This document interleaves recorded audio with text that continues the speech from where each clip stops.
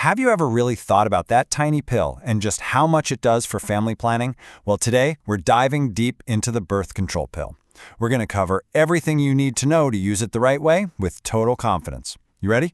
Let's get started. So, let's just start with the number that catches everyone's eye. 99%. When it's used perfectly, the birth control pill is over 99% effective at preventing pregnancy. I mean, that is an incredibly high level of protection.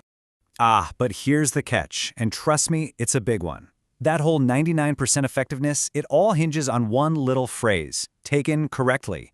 Any slip up, and that number can start to drop. So that's what this explainer is all about. We're going to master what correctly actually means. We are going to cover all the bases. We'll kick things off with how the pill even works its magic. Then, we'll look at the different kinds you might come across. After that, we'll get into the real nitty-gritty of the daily routine, and we'll wrap up with a super important guide on what to do if or when you forget a pill. So, what is actually going on inside this little pill? Well, it's not just one thing. It's actually a really clever three-part defense system that it uses to prevent pregnancy. And this slide breaks it down perfectly. The hormones in the pill work in three main ways. First, they basically tell your ovaries, hey, take a break, so they don't release an egg. No egg, no pregnancy, simple as that.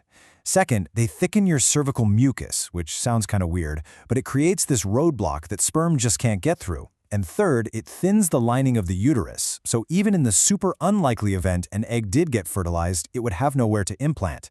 It's like a triple lock on a door. All right, let's talk about choosing a pill. You might think a pill is just a pill, right?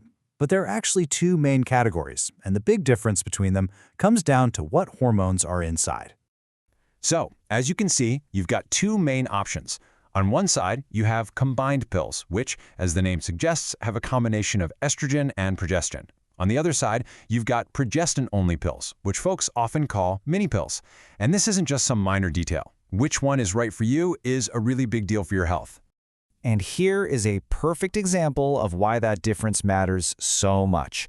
For new moms who are breastfeeding, doctors will almost always recommend the progestin-only pill. Why? Because the estrogen in combined pills can sometimes mess with milk supply. It just goes to show you that finding the right pill is a really personal thing. And that brings us to what is, without a doubt, the most important point of this whole section.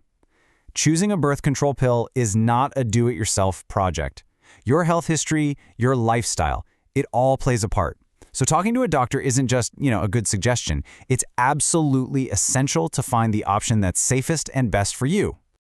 Okay, so you've seen the doctor, you have your prescription, and now it's time for the day-to-day stuff, actually taking the pills. The first thing you'll notice is that they come in a couple of different kinds of packs. Let's break down the two most common ones. First up is the 28-day pack. You can think of this one as the never take a day off option. You take one pill every single day. For the first 21 days, those pills have hormones. For that last week, the pills are usually placebos. They don't have any hormones. They're really just there to keep you in the habit of taking a pill every day. When you finish the pack, you just start the next one right away, no gaps. Then you've got the 21-day pack. With this one, every single pill in the pack has hormones. So you take one a day for 21 days, and then you take a full week off, 7 days, no pills at all. That break week is typically when you'll get your period. Then on day 8, you start the next pack. It doesn't matter if your period is done or not.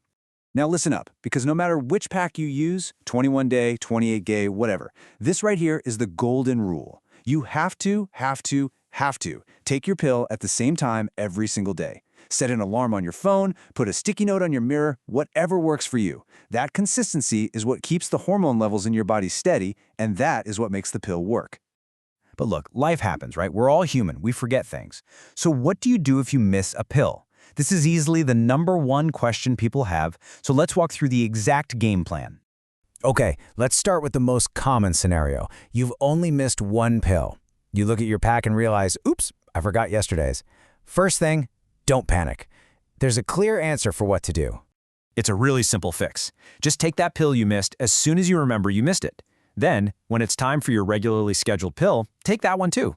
And yeah, that might mean you end up taking 2 pills in one day, and that's totally fine. As long as it was just one missed pill, you're still protected.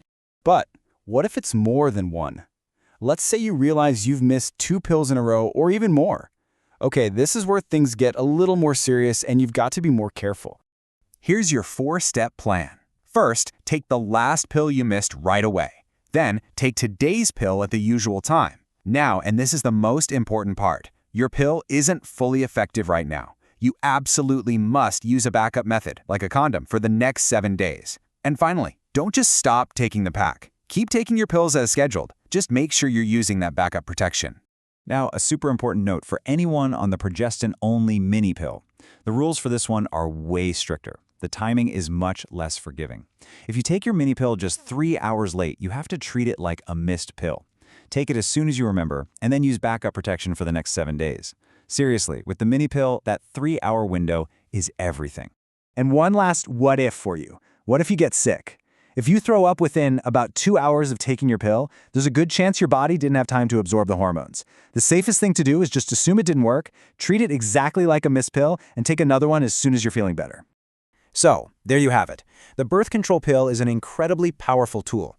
But as we've seen, its power, that 99% effectiveness, is truly in your hands. It's a commitment. It's a daily routine. And that brings us to the real question you have to ask yourself. Is this the right tool for you? For your lifestyle? For your habits? For your body?